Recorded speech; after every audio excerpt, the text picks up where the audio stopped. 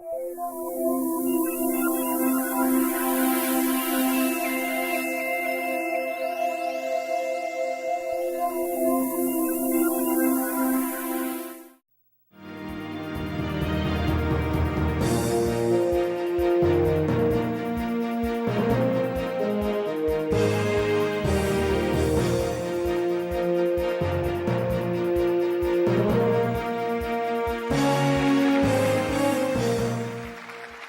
evening.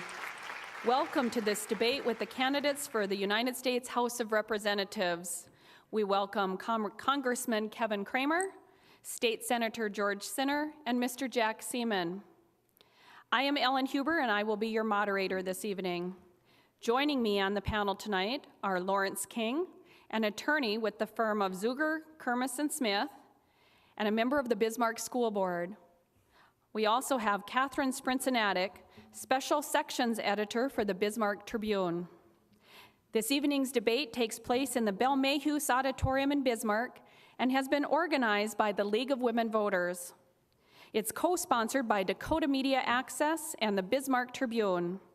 The League of Women Voters is a nonpartisan organization that promotes the informed participation of all citizens in their government.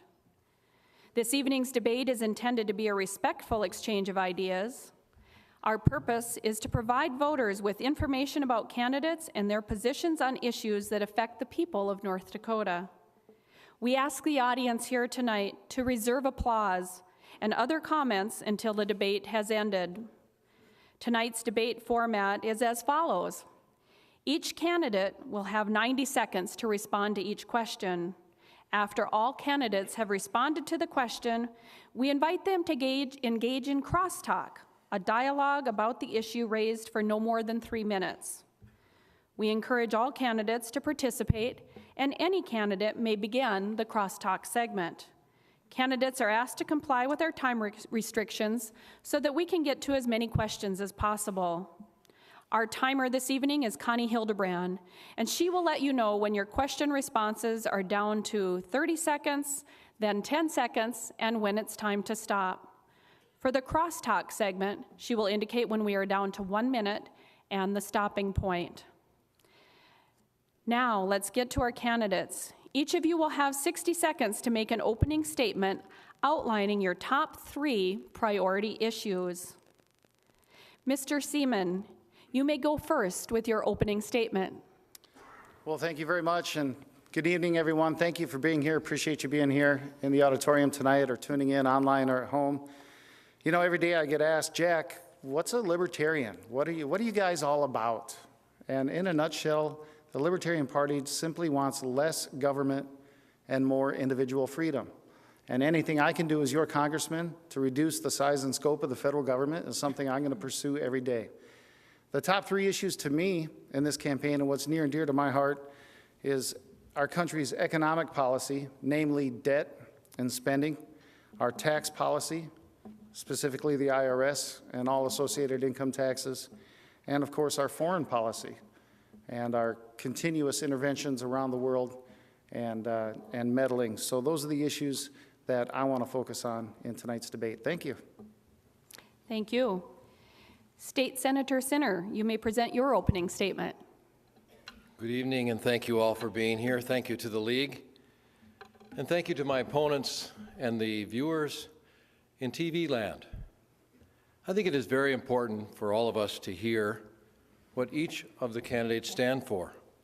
I believe the most important characteristics of this race are honesty, integrity, and character. I believe North Dakota deserves a representative that has all of those characters. I think we should have someone who will fight for the people of this state and stand by their voting record instead of trying to deceive the public and hope that no one notices. I am proud that I have not been a lifetime politician. I'm proud that I've got 35 years in private business as a small-town banker. I have found that while sometimes answers are not easy, working with common sense and cooperation, solutions can be found if everyone is willing to come to the table. North Dakota deserves honesty, integrity, and true character. Thank you. Thank you. Congressman Kramer, your opening comments, please. Thank you, Ellen, Catherine, Lawrence. Thank you to my opponents, Jack and George. Thank you to all of you for the irrevocable gift of your time this evening. It's a demonstration of how important the only congressman from the state of North Dakota is in a body of 435. My top three priorities are simple. Let's do for America what we've done for North Dakota. Let's put our country back to work. And to do that, we need to do some of the things Jack's talking about. Reduce the size of our government, rein in the regulations, rein in the IRS, rein in Obamacare, and let's do a highway bill that builds our infrastructure, that moves goods and services from coast to coast and around the world. We need to get a grip on our debt and our deficit. That will go a long ways to creating the certainty that investors and job creators need in our country. And first, really, very first, highest priority as per the Constitution of the United States, let's make America strong again so that we can regain our position in the as the superpower and the most influential country in our world. Thank you. And now we'll move on to the questions. State Senator Sinner will be the first to answer the first question, and our first question will be presented to you by Catherine Sprinsanatic. North Dakotans receive federal farm payments, disaster relief, Social Security, Medicare, and more from the federal government. North Dakota receives more in federal funding than we send to the U.S. Treasury in taxes. How do you resolve the need to reduce federal spending with North Dakota as a benefactor of that federal spending?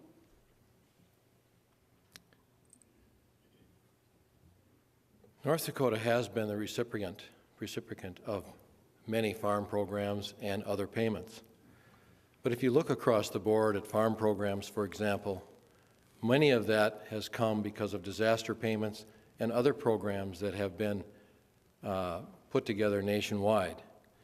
Now, let's talk a little bit about the Farm Bill and what happened with the Farm Bill. There was a delicate compromise put together by Congressman Colin Peterson and Chairman Frank Lucas, and they both had an agreement on the amount of cuts that would be made in SNAP programs, which would affect North Dakota. I would have opposed the Sutherland Amendment, which the congressman voted for and then came back and derailed the Farm Bill. Why did he do that? I'm not sure. In that case, he sided with the Tea Party. It's clear. It's very clear from the Tea Party that they want to derail and end the farm programs in this country. We can't have that. We have to have a congressman who absolutely supports the farmers in the state. Back to your question, we need to get to a balanced budget, and there are many ways to do it. There are programs. I put forth a three-piece program to raise tax revenue and cut some programs. But as you may have seen recently, Marco Rubio is in the state. He was co-sponsor of an immigration bill that would have produced $175 billion in additional revenue for this nation. Congressman Kramer. Well, I've got news for you. There are 435 members of the House of Representatives. We debated 103 amendments on the floor of the House of Representatives for the Farm Bill, and I'm very pleased to say we passed that Farm Bill. It greatly derailed the political ambitions of the Democratic Party in North Dakota, but we passed it with Republican leadership. In fact, we passed it in the House without a single Democratic vote. The good news about the Farm Bill is we made major policy changes. For example, replacing direct payments with a robust crop insurance program, saving the taxpayers of our country $26 billion. So to answer the question, we provided a safety net that's appropriate for our farmers, that makes sure that they can stay on the land and produce the lowest cost, highest quality food for a hungry world, while at the same time saving taxpayers $26 billion. That's the kind of solution that we need, one that provides the incentive to stay on the farm and the safety net, while at the same time unleashing the ingenuity of the American farmer and saving taxpayers dollars. Mr. Seaman. Sure. I believe the question at the beginning, and forgive me, but sometimes when you ask first and then it gets around it, you kind of forget the gist of the question. But the gist of the question was, you know, North Dakota receives a lot of revenue streams from the federal government, and how can we reduce those? I don't think that we can single out North Dakota, though. If we're going to look at federal spending reductions, I think we could look across the nation and all programs.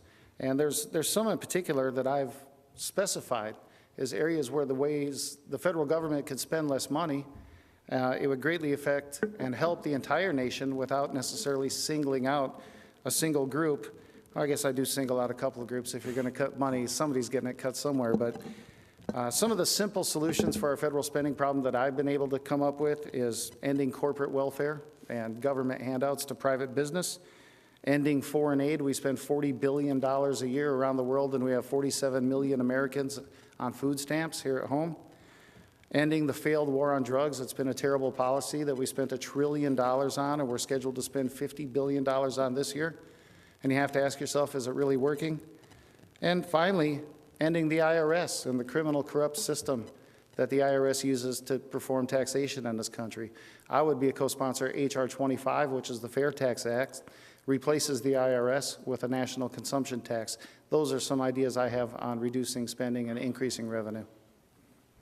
And we'll open this topic to crosstalk. Sure. One of the things I'd point out about the current Congress in the last 3 years, we've actually cut total spending 3 years in a row. That's the first time that's happened since the Korean War. We've cut our deficit from about $1.5 trillion down to what this year will probably be about $600 billion. Next year anticipated to be maybe $500 billion. But if we're really going to get control of the budget, we're going to have to deal with that 60% of mandatory spending. So far, all of the cuts and savings have come from the discretionary budget, half of which is national defense. We do need to reprioritize a bit. And I believe the congressman voted for the Ryan budget. That's correct. Correct? Yeah, And the Ryan budget, does it not turn Medicare into a voucher program? Actually, it does not. Yeah, I believe it does. George, it doesn't. Yes, it does, Kevin. It does turn it into a voucher program. I think everyone who's read about this knows that. You should read it, not about it. That I've read the people bill. on Medicare will get a voucher in the mail that says you have to go buy your own insurance. You can't just Can make you this imagine? stuff up, Can you George. excuse me? Do I get a chance to speak? Try Excuse speaking me. the truth. Excuse me. Sure. I'm Go telling ahead. the Go truth. ahead. Go ahead. Can you imagine my parents, age 86 and 83, getting a slip in the mail and saying, you go buy your own insurance and manage that process on your own? That's what Kevin voted for. That's one of the cuts he's talking about. He also has stated publicly that he wants to privatize Social Security. Yes, he has. It's out on a website. I've seen it. Yes, it is. It's out on the website. Those are things that Kevin has supported. There are lots of things that we can do to rein in our spending, but we can't do it on the backs of seniors and students and farmers, and I won't stand for that if I'm in Congress. I'll weigh in on this as well. Kevin's talked many times about how we've reduced our federal deficit, and that's true. We have, and it's true that he did vote for the Ryan Murray budget, which was horribly unbalanced and sent us another $600 billion in the hole. I mean, he can pat himself on the back all he wants about sending us another $600 billion in the hole, but from my side of the aisle and where I look at the picture, I don't think that's a good enough job.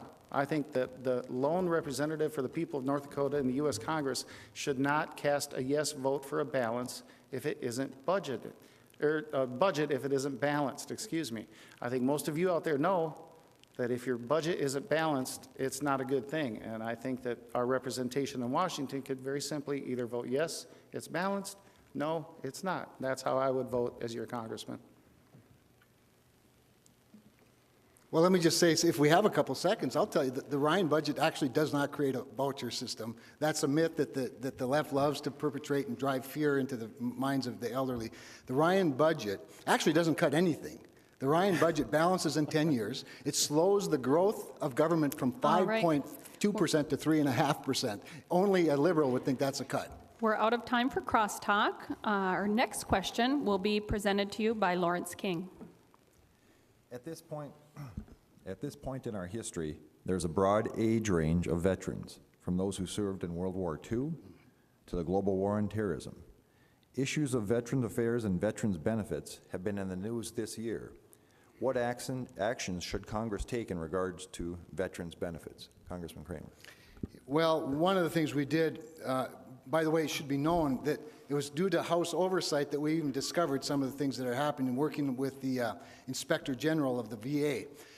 We did pass a $17 billion appropriation earlier this year that much of it goes toward beefing up the VA services, as well as some reforms that allow, for example, veterans that live more than 40 miles from their community or from their hospital to seek that assistance from non-veterans hospitals. We've also, probably more importantly, to get to the corruption in this situation, is passed an Accountability Act that allows the VA administration to fire bad actors. The Public Employees Union protects bad actors. We passed legislation allowing them to do that. You might have noticed that recently, I think about 2 weeks ago, the new VA director did, in fact, get rid of 4 administrators who were doing a poor job, to say the least. But our veterans deserve much, much better. And I think one of the things we need to do is provide them more opportunity for more choice. I have a Veterans Advisory Committee made up of veterans from all the various areas that you've talked about. And one of the things they want is access. They want closer access, closer to home. At the same time, they want the ability to meet with other veterans that have that empathy, because many of their problems are not just physical, but they're physical as a result of some of the other emotional challenges that they face. Mr. Seaman. Well, I think I have a pretty good idea as to how to take better care of our veterans, and that's to stop creating them. Stop sending our soldiers around the world to intervene in wars and military conflicts that we can no longer afford. The best way to take care of our young men and women in uniform is being extremely, extremely selective on when we send them into battle. And they should only be sent if the president makes a case before Congress, and Congress votes and declares war, and then we send them off to the war with a clear agenda and a mission and a plan of how we're going to get it done.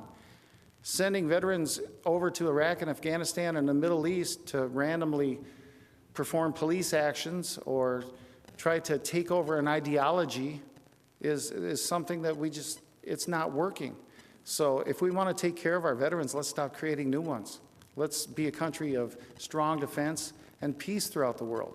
And if we stop creating veterans, all this talk about how we have to take care of them after they come home from war, with all the terrible problems that our veterans endure for their brave, brave service, would be a lot less, and it'd be a lot easier to manage.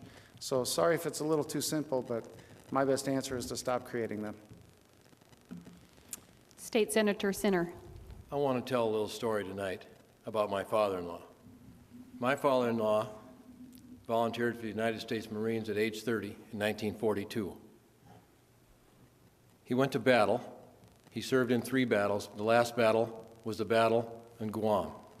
He was on the landing craft saying the rosary with the Catholic priest who was the chaplain in his landing craft.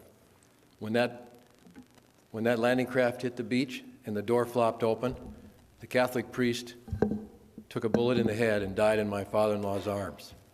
My father-in-law had his right arm blown to pieces in that same fire, in that same battle. He came home to the United States, and you see the picture of him arriving in San Diego in the ad that I ran. My father-in-law never once complained that he volunteered at age 30. He never once complained about the disability that he had for the rest of his life. And the other thing he did, he never once complained about the taxes he paid in this country. And when I asked him about that, he looked me in the eye and he said to me, "George, that's the price of freedom." Nobody understands the price that our veterans pay more than I do or my wife's family. They lived with that disability his entire life, and I was there when he died. I care deeply about the veterans, and I will never vote to cut veterans' benefits, period. Congressman Kramer. Well, George is right. The price of liberty is indeed a very high one. And Jack is wrong in that we can somehow just hunker down inside our borders and pretend that there aren't enemies of the United States around the world. We need to rebuild America's strength because our peace depends on our strength. The worldwide ambitions of a caliphate that are clearly articulated by the major threat of the day, the ISIS or the Islamic State, are well known to me. I've sat through the briefings. I've listened to the soldiers. I've met with the generals. It is real. Their ambitions are to come after us. 9/11 was real.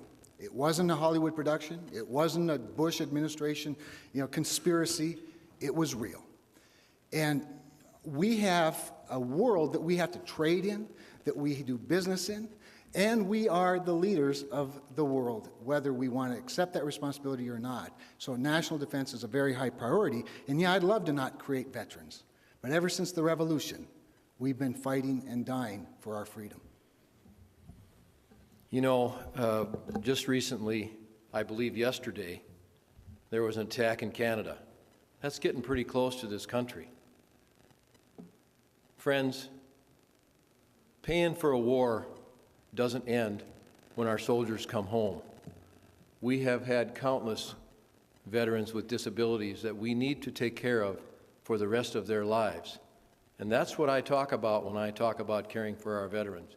We can't have shutdowns, government shutdowns. We can't have sequester cuts. We can't have things like Ryan budgets. All of these things cost our veterans services and dollars. We have to stand up for what is right, and that is making sure we take care of our veterans, period. When we talk about keeping the strength of national defense capability of the U.S., I'm all for it. I want to maintain our status as the world's #1 military might, and we can easily do that. Just because I propose a policy of non-interventionism doesn't mean that I propose a policy of isolationism. That's a big difference there. And we still have the best equipment in the world. Just because we choose to disengage from that arena, meaning the Middle East, doesn't mean that we're just going to never keep an eye on them. We have the best spy equipment in the world. We can certainly keep an eye on things and watch what's happening and make sure that it doesn't get to something that would be a significant threat to the United States. But we've been fighting battles over there for 13 years, and we've seen what the results are.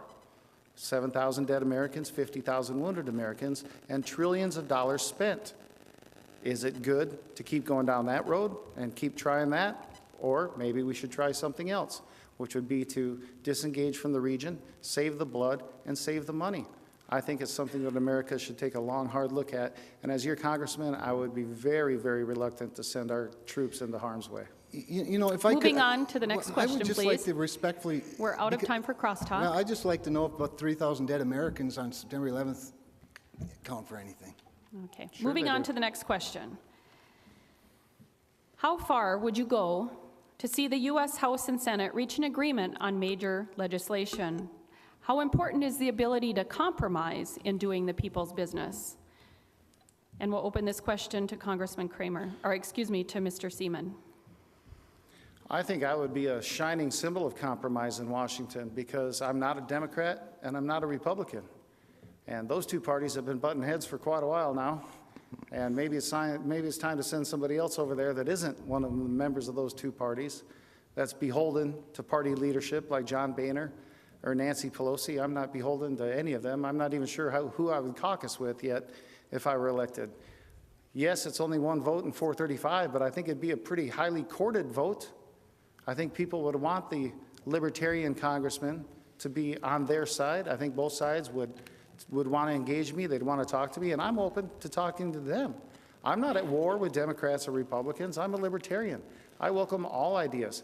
Libertarians have a wide-ranging policy. We're very fiscally conservative. We're very socially accepting. So that means that I would be able to find compromise with quite a few members of Congress. And I think that that would serve the people of North Dakota very well, rather than continuing to send Republicans and Democrats to Washington, hoping that maybe this time around something is going to change in the two-party system. I don't think it will. State Senator Sinner. I believe my record speaks for itself. As most of you have heard, I have spent over 35 years in private business as a small-town banker, working across the desk from family farmers, small business owners, and young families, trying to help them solve their issues and improving their lives. What that really takes is you have to come to the table with an open mind, and you accept everyone as they arrive. You never ask what political party or what political persuasion or what they come with. You always ask for the problem and you work to solve it. And that's where I've been my entire life. And that's what I did and I tried to do in the North Dakota State Senate, which is obvious by a couple of things that got passed. One I worked on was tax reform for banks, a very popular bill among the bankers in North Dakota, and also it was a bill that provided tax relief for businesses across the state. It was all a comprehensive bill. I worked on that bill. I also worked on a comprehensive refinance package for students and student loans. That was my bill, contrary to what somebody might say. That was my bill. I did the research on that bill, and I did all the work on it. What I'm really trying to say is I come at this job from the middle. I've always been a person of compromise, and it shows in my business life. Congressman Kramer. Well, I'm very proud of several things that our Congress did jointly. First of all, I'm the lead Republican in the freshman class on what's known as the United Solutions Caucus. It's made up roughly of 30 Republicans, 30 Democrats. We worked together, which is why I was endorsed by Center Forward, a group that endorses largely blue dog Democrats and some pragmatic Republicans. The passage of the Farm Bill took both the House and the Senate. It took both Republicans and Democrats. The Kramer Amendment took both. In fact, I was able to get the Kramer Amendment passed by getting the House leadership in both the Republican and Democratic parties to agree to put it in a bundled package of amendments. The Water Resources and Reform Development Act, which authorized the permanent flood protection for Fargo. Not an easy lift. There hadn't been a word of bill passed in several years, but we worked with Republicans and Democrats to get it done. The Biggert Waters reform, which reforms how flood insurance premiums are calculated. Maxine Waters, very liberal Democrat from California. Steve Scalise, very conservative Republican from Louisiana. Representative Peter King from New York, who's a moderate Republican, and I worked together to get that passed. The Murray-Ryan budget that I get criticized for so often was a compromise between Patty Murray, the Democratic Senate chairman of the Budget Committee, and Paul Ryan, the Republican chairman of the House Budget Committee. That's what broke the gridlock. That's what gave us a budget for the first time in 4 years. I think I have a good record of working across the aisle and across the chambers. All right, we'll open this topic to crosstalk. Well, I'd just like to start by saying that when you send a Republican or a Democrat to Washington, D.C., they are, representing the state of North Dakota, but they're also representing their party. Those two parties have been in control in Washington for the better part of 100 years. And whether they like to admit it or not, they are beholden to their party. They have to toe the party line, or they get scolded by party leadership, and they get committee assignments taken away, and they get re-election funds maybe threatened if they don't vote the way their respective leaders in Congress want them to vote. I don't have to worry about any of that. As a libertarian, there is no party leadership in Washington to try and get me to vote a certain way or not. We're free to vote as we see fit. And I would like to see representatives of the people, regardless of party, try to put the party on the back burner a little bit, and let's remember that we're representing people in D.C., not parties. I think I could do that. For those of you who have a concern that I might be too liberal, let me just say, my opponent, Congressman Kramer, has sent out several fundraising letters tying me to Nancy Pelosi, 2 saying that I was handpicked by Nancy Pelosi, and 1 saying that Nancy Pelosi was sending money in here to try and defeat him. Well, guess what? I have never met Nancy Pelosi. I have never spoken to Nancy Pelosi.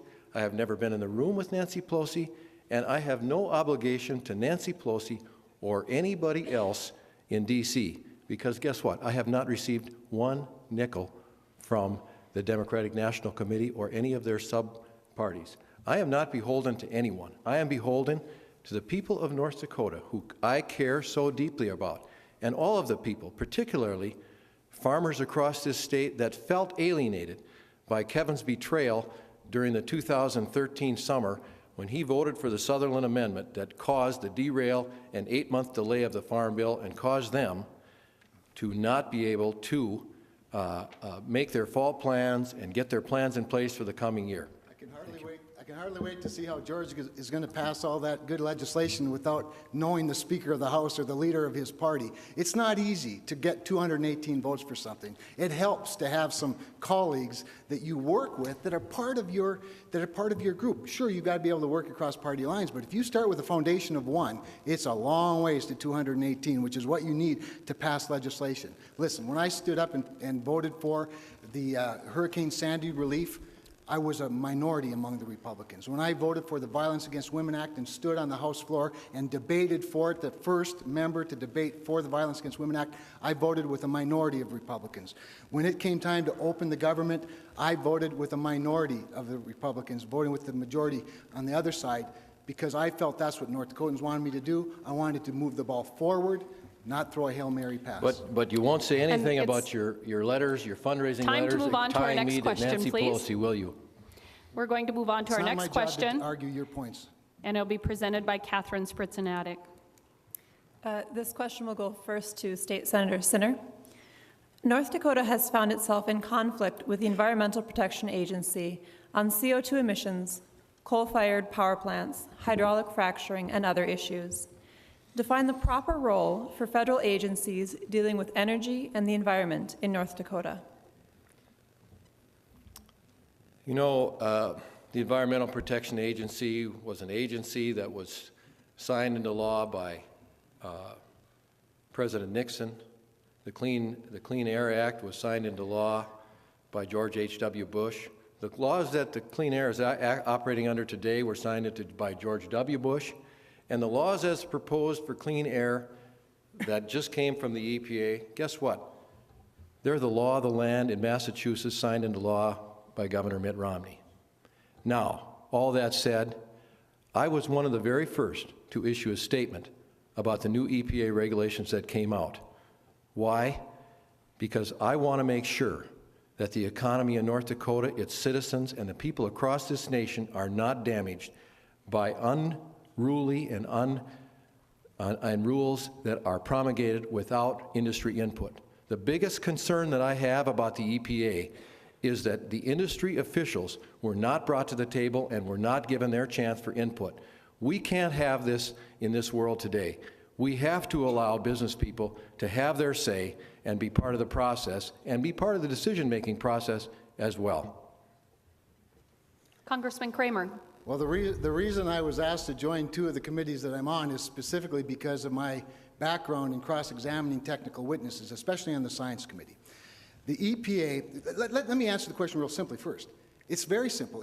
Their power is derived from the Constitution of the United States, and the Constitution of the United States says that environmental protection is the authority of the states, not of the federal government. This EPA has taken laws like the Clean Water Act, like the Clean Air Act, and they've stretched their authority and their overreach so grossly that they've got to be reined in. We've tried our darndest to do that in the House of Representatives. Have passed several bills, not one of which the Democratic-controlled Senate will take up. Bills, for example, like the Whitfield-Kramer bill in the House, the Manchin-Hoven bill in the Senate.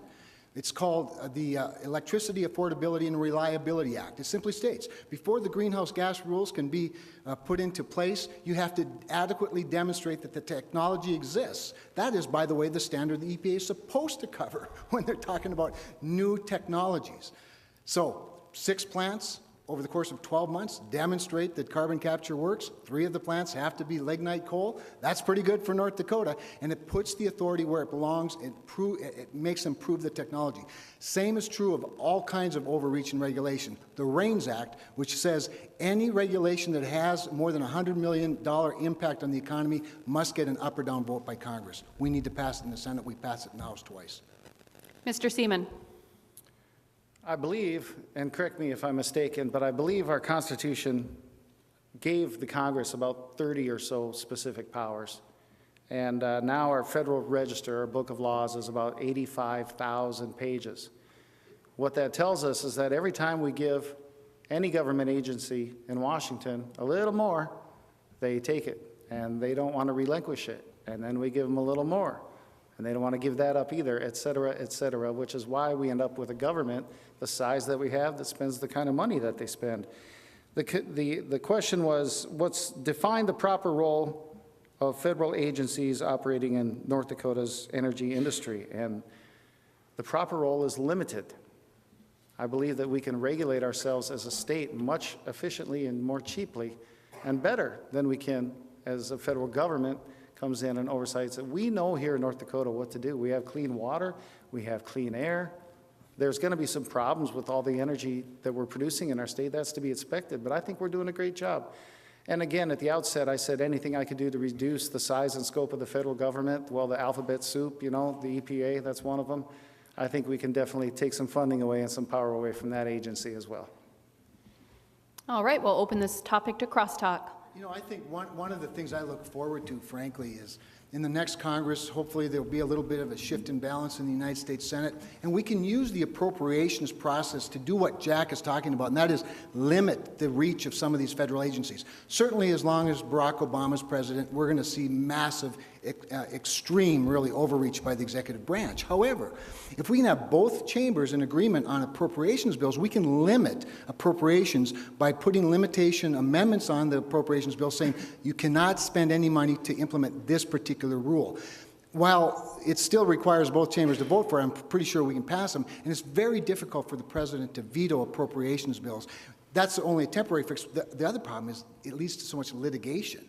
And litigation adds to cost and to the uncertainty, and I could write a book about the litigation process in this regulatory code. Well, I think it's quite clear that all of us think the EPA has overreached, and I think that industry needs to be part of the process rather than something that's brought in later. I don't disagree with either of these guys on their statements, particularly Congressman about the budget issues. I promised, and I promised before, that I will work to solve this issue, and who better than a member of the same party as the current president. As long as we have time, the Waters of the U.S. rule that has been pushed out by the EPA, I'm very proud of North Dakotans. I put on my website the link to the comment site, and they have been commenting thousands and thousands of words.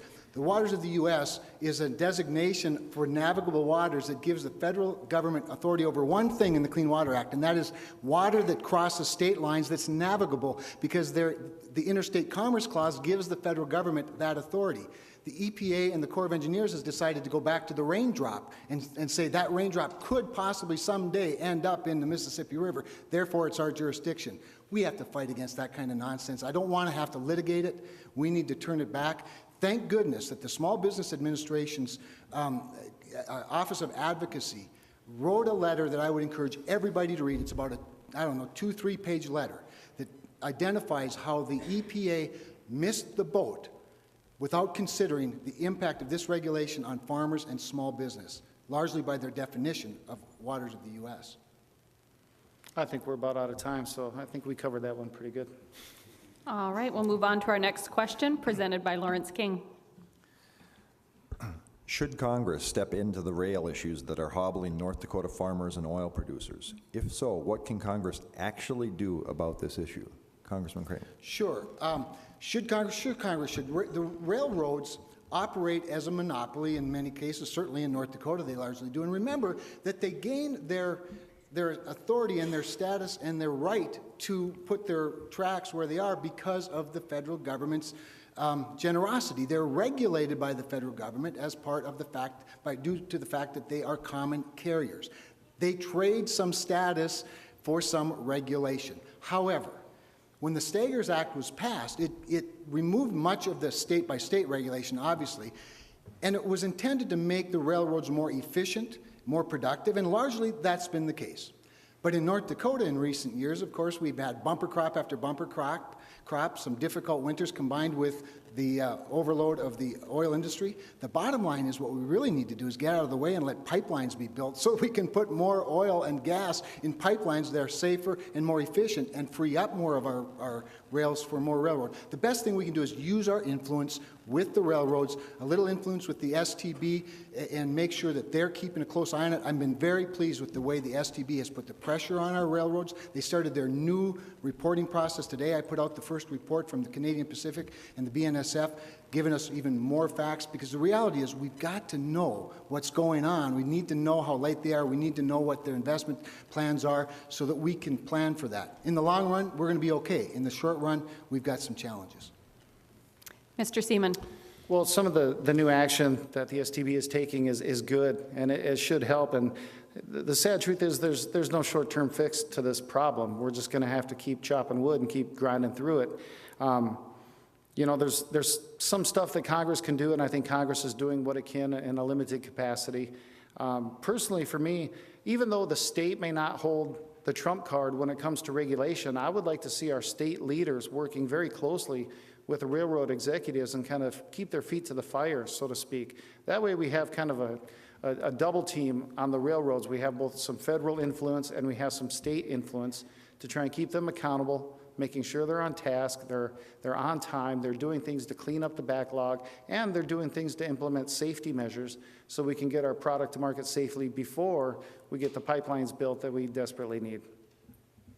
State Senator Sinner. So the question is, what can Congress do about this problem? In the short term, not very much. My idea is to provide tax incentives for investment in the rail system in these areas that are having this clogged up problem. But let's go back to what happened last year in December.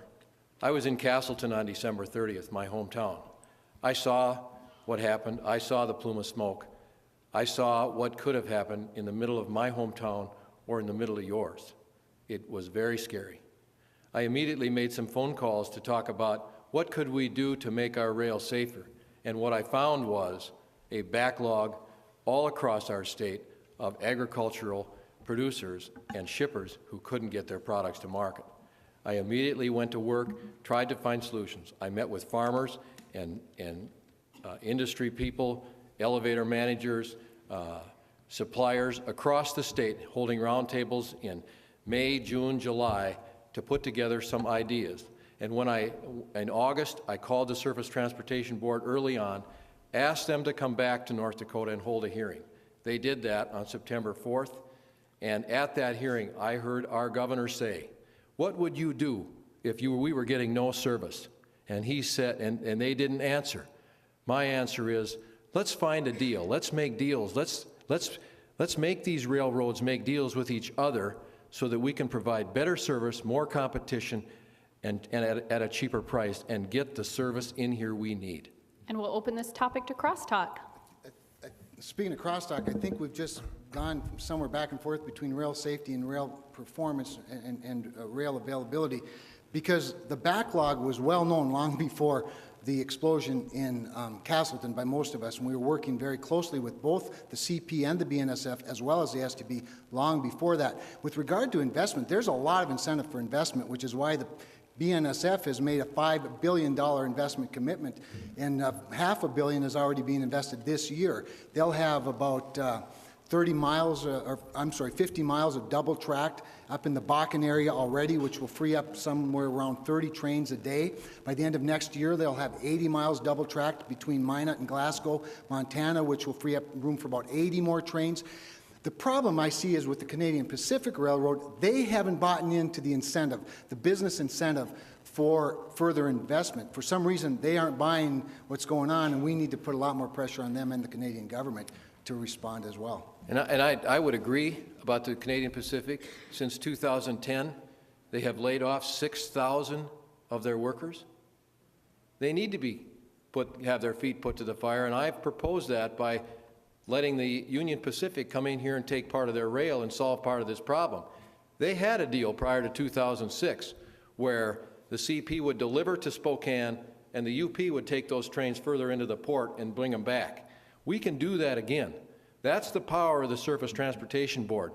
You know, Kevin says that he addressed this problem earlier. He never said a thing. He never said a thing about this problem prior to about April of this year. Not once. And you know what? At the Surface Transportation Board, he referred to the Public Service Commission as the Railroad Commission. That's what he said. Those were his exact words. And over the course of his career, where he should be watching out for these shippers in North Dakota, I don't think he ever did one thing to alleviate this problem or even publicly address it. Several things to publicly address the railroads, and including with our limited authority on the Public Service Commission, which is very limited, by the way, including representing railroads before the Surface Transportation Board on rail pricing. But The performance mandate that has been imposed on the Canadian Pacific Railroad by the Canadian government is a major problem in the CP's prioritization. This is not 2006. The Union Pacific Railway has no interest because they have lots of customers that are not in North Dakota and Minnesota that they have to service first. If you have an accident on the other end of Broadway and there's a major traffic jam and there's an ambulance here that can't get to the other end of it, bringing 2 more ambulances to this end is not going to get help to that accident any faster. You can't put more cars on the same track. You have to build more track. You know, the rails are clogged in Chicago. They are not clogged going to the West Coast. One last thing Mr. regarding safety of our trains. We could look at stabilizing this oil. If we could get a company to build a facility that would take the more explosive NGLs out of the oil and process it right here in our state and get it to market, that would make the trains that we have a lot safer. All right, that's moving gonna on to our next question, please. I bet that's going to happen. We have more than 25,000 job openings in North Dakota, and so this is a major issue for us, is this shortage of workers. Much needed to help sustain and grow our businesses. Are there actions that you can take as a member of the U.S. House to address this issue? This question goes first to Mr. Seaman. Actions that I could take as a congressman to address the 25,000 job openings here in North Dakota? Yes, sir. I would strive to reduce any and all federal regulations that might be holding back businesses and small businesses from hiring more people, whatever those may be. I'd want to listen to the businessmen and talk to them and find out, why aren't you hiring more people? What can I do to help you? What regulations do we need to roll back or repeal to free you up to allow you to expand your business? That's absolutely what I would look at first. Is if you allow a free market to come to bear, the jobs will be filled because there'll be higher wages, and it's good for business and it's good for the employees. Again, as a libertarian, you want to try and keep the government out and let free markets come to the top, and let that relationship for business be between the business owner and the employees, not between the business owner, the government, and the employees. State Senator You know, Sinner. there's a bill sitting on John Boehner's desk today, and it's the bipartisan Senate immigration bill that was voted for by John Hoeven and voted for as a co-sponsor Marco Rubio, who was here last week on behalf of the Republican Party to help him raise money to defeat me. That bill was supported also by the U.S. Chamber and many people across this state. In my discussions with business leaders in Fargo, this is one thing that we can do. And part of what's happening is that students will come to North Dakota State and University of North Dakota.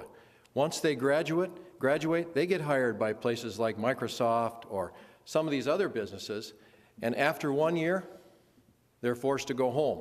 And what happens? They go back to China or India or the Southeast Asia, and they start businesses that compete with ours. That's why that immigration reform is so important and so crucial to keeping people that we need in these high-paying jobs right here in North Dakota. Congressman Kramer. Well, it makes my arguments a lot easier when my opponent promotes amnesty for illegal immigrants. I oppose it, quite honestly.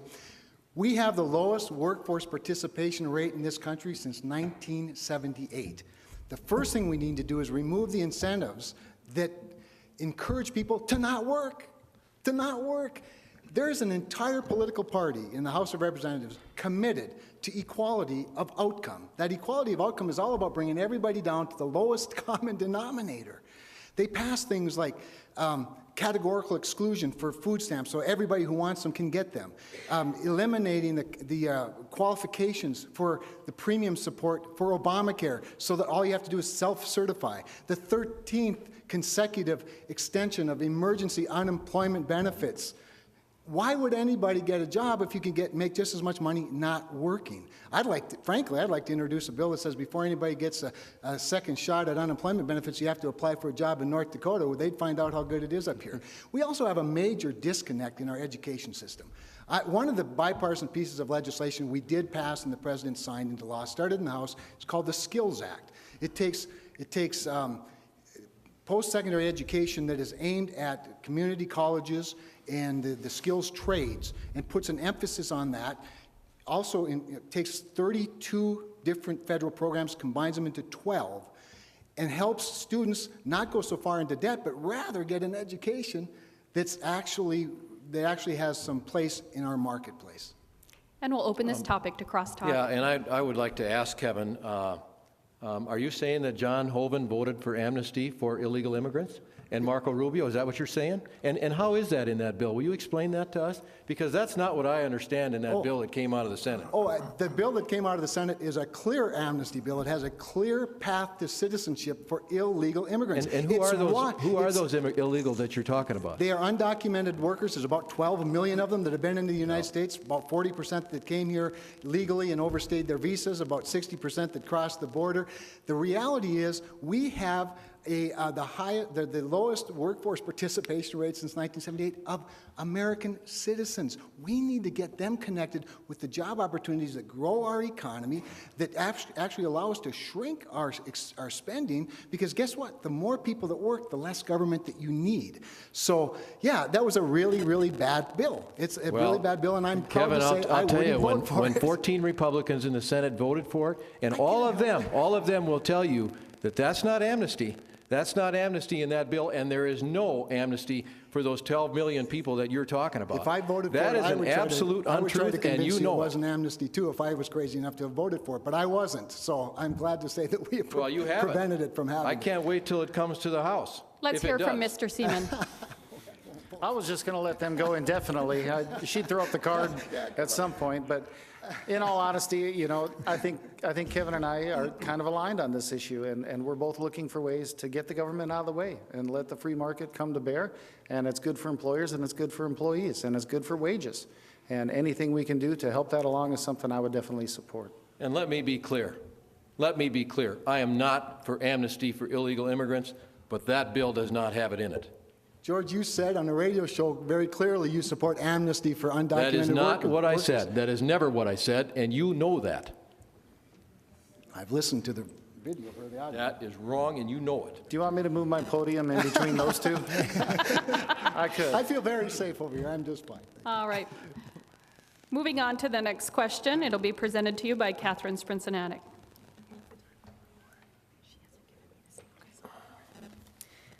This next question will go first to State Senator Sinner. For nonprofit organizations, about a quarter of revenue on average comes from individual giving. Proposed changes in the Tax Reform Act of 2014 could potentially eliminate the charitable deduction for 95% of all taxpayer private donations. Do you support these changes? Well, I haven't seen the rest of the bill, but I will say this. If this is the lifeline for nonprofits in this country, then I cannot support that piece of that part of that legislation. I have been involved with many nonprofits, raising money for nonprofits across this state and in other states as well. And I know how important it is for people to be able to give money and deduct that money from their tax income to make that work. So the answer is no, I do not support that provision of the tax part of the tax bill. Well, I would agree for a couple of reasons. I do believe we need to flatten our tax code considerably. We can get down to a much simpler code, perhaps even eliminate the IRS, as Jack would like to do. There's a lot of, believe me, benefit in that. But with regard to charity, the reason I would never support removal of the charitable deduction is because charity replaces government. It's the one thing that charities do, and the one incentive that people should have to give to charity, and the reason they should be given the deduction is because they're eliminating more government. It's why we have, I agree that we have so many public policies that sort of poke a finger in the eye of charities and faith-based organizations, because this issue of conscience, the conscience that would build an orphanage, the conscience that would help enhance children's safety, that would build a women's shelter, that would build a school or a hospital, is the same conscience, of course, that would protect life. It's the same conscience that worships on Sunday mornings or Saturday evenings or in your mosque or your house of worship. We shouldn't be discriminating against charity. We should be doing all we can to enhance charity. That's why I support the charity IRA rollover bill that we passed in the House of Representatives, and hopefully that tax extender will be part of the negotiation in the lame duck session when we discuss about 50 other tax extenders. Mr. Seaman. I'm so happy we get a chance to finally address taxation. I'm excited about it. I've been waiting 6 debates for this one to come. I thought the same. If you want to help charitable organizations, I think that ending the IRS and passing H.R. 25, the Fair Tax Act, which is introduced in Congress, it has about 74 co-sponsors right now, and what it is it takes away all IRS income taxes, and you keep 100% of your paycheck, every last bit of it. Imagine the donations that charitable organizations would receive if folks were able to retain 100% of their paychecks. Now, what it replaces it with is a national sales tax. So you pay tax as you choose to spend money. It's a much fairer tax. It's a much less regressive tax. And it would be a huge transfer of power from the federal government back to the people. And I want to stress that this is proposed legislation. It's in Washington right now. Congressman Kramer could have chosen to co-sponsor it. He hasn't yet. I certainly would co-sponsor it day one. We can't even trust the IRS to keep track of their emails, but yet we're putting them in charge of revenue generation and collection for the entire country, and whatever their role in Obamacare is. I mean, come on. I think the time has come. The IRS and the income tax is 100 years old, and it's been 100 years too many. All right, crosstalk on this topic. Jack, you could trust the IRS to keep track of their emails if they wanted to. And you're right, comprehensive tax reform should be one of the top priorities in the next Congress. We've done a couple of things this year in the House that the Senate hasn't taken up that will be no doubt part of the tax extender discussion and might pave the way for more extensive reforms. Things like a bonus depreciation, which allows companies to deduct up to $500,000 of their capital investment in the year that they invest it. That would unleash lots of job creation and investment. 179 expensing, which is very important to farmers, small businesses, allows them to depreciate 50% of their assets and their maintenance and their new equipment, make all the difference in the world in making upgrades. Very important. So if we made them permanent, the Senate will never accept permanent. They like every couple of years having an extender because that brings all the lobbyists with their PAC money to them. But we want to make it permanent, create the certainty that job creators need. So there's a lot more to be done, and perhaps a consumption tax is one of them. I don't know where George falls down on that, but I think that clearly we can do better to be more competitive in the global marketplace. I think our tax code does need some reforming, but I think it's clear also, while some will say, and including my opponent here, that we have the highest corporate tax rate in the world, the fact is that the net tax that our corporation pays is much, much lower, and they enjoy countless deductions and other things that they can write off. I just believe that we do need to reform our tax code, but we shouldn't be doing it on the backs of our seniors and our students and others. And remember the story about my father-in-law who said, after asked about his taxes and never complained, he said, that's the price of freedom. We have corporations across this globe that are based in the United States, that are earning their revenue overseas and not bringing it back. And believe me, they're enjoying the umbrella of the United States military that has taken care of the shipping of all those goods to this country. They owe that back to, some of that back to this country so that we can help pay for the deficit that we have because of the corporations and the corporate loopholes. Any changes that we make to existing tax code and keeping the IRS in place keeps the IRS in place. I've yet to meet one voter that wants the IRS. They're happy. They're like, yeah, give me more IRS. Our tax code is 75,000 pages long. It costs $13 billion to enforce our tax code to the federal government, and we as citizens spend $300 billion collectively a year complying with our Leviathan tax code. If we simply pass the fair tax, it's just one more line on your restaurant bill, or one more line as you check out at JCPenney. It's as simple as that. It's easy to collect, it's easy to enforce, and it's good for America. All right, that wraps up our questions for this evening. Candidates, we thank you for being here tonight. You will now each have 60 seconds to provide a closing statement. Congressman Kramer, you may go first. Well, thanks again to the league and to my opponents, and that was the fastest hour I think I've ever experienced. I was waiting. I wanted to get into territorial taxation, as a matter of fact, but that said, thanks for the opportunity. This is our 6th debate, ladies and gentlemen. Many people have questioned why would the incumbent allow his opponents to debate him 6 times, and I think it's because in North Dakota we have the blessing of access. Chris and I have been now to 6 debates together.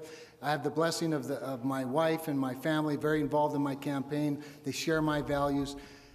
Who'd have ever thought that the son of a rural electric lineman in Kindred, North Dakota, could become North Dakota's only member of the House of Representatives? Ladies and gentlemen, it's a blessing and a privilege of my life.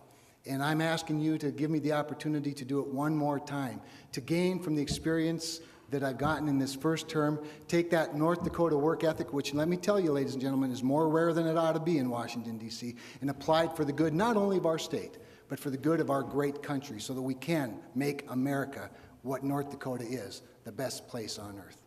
Thank you. All right, we'll turn to Mr. Seaman. Your closing comments, please.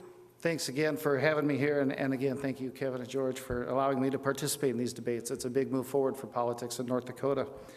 I'm a plain man. I speak plainly. I speak honestly, and I hope I haven't scared anyone tonight, but I really believe that if we want real change in Washington, we have to break the two-party system and send somebody there that represents real change.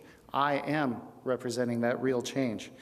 If you're socially accepting, you're on the left side of things, but you just, for whatever reason, don't think that George is going to give you the leadership that he should or could, I'm your alternative, because I'm a socially accepting libertarian.